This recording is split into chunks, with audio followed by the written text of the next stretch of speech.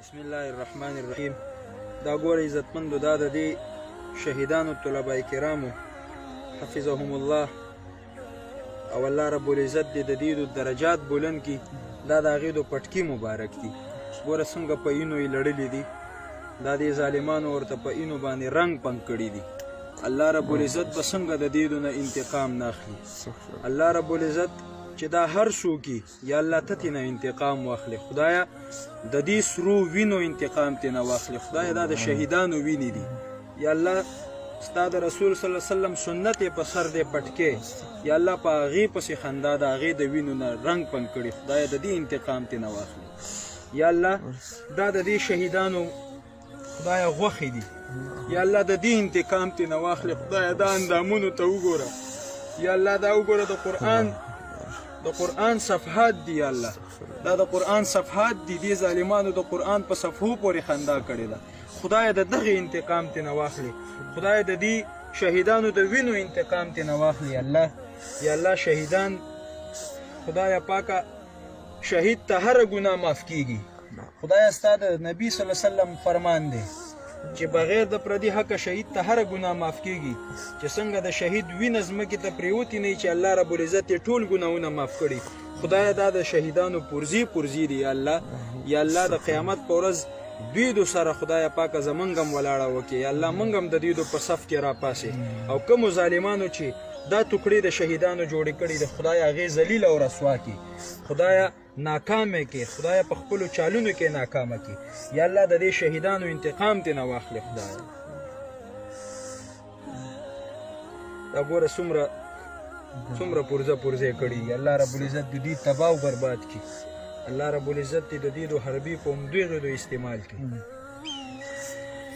دا به مسافري، څوک به د افغانستان نه راغلي، څوک به د کم ځای نه راغلي، څوک به د لرې ځایونو نه راغلي.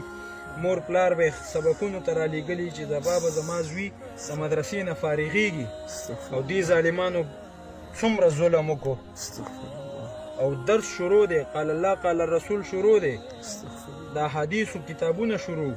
او دوی ظالمانو د خپل ظلم وکړو. الله دې دوی تباه او برباد کړي. او انشاءالله د شهید وینې رنګ راوړي.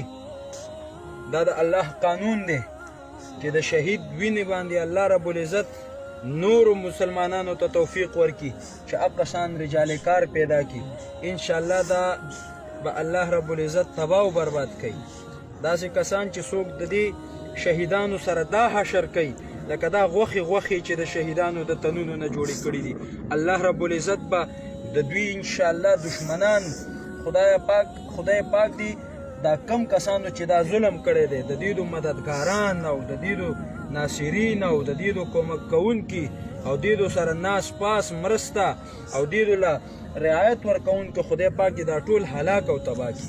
خدای پاک دې دا ټول د دې شهیدانو د دې ظلم د وجې نه خدای پاک دوی تباه او برباد کړي.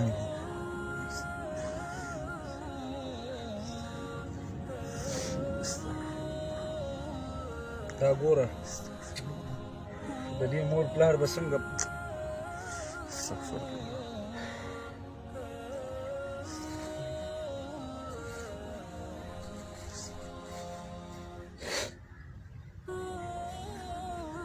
قرآن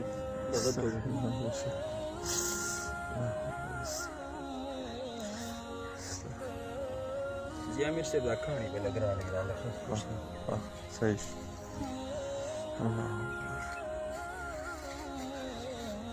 دې لپاره به بله کپړه دا انځم چې هغه کپړه نه شي پټکي د پاپا ما شو پاپا بس پرې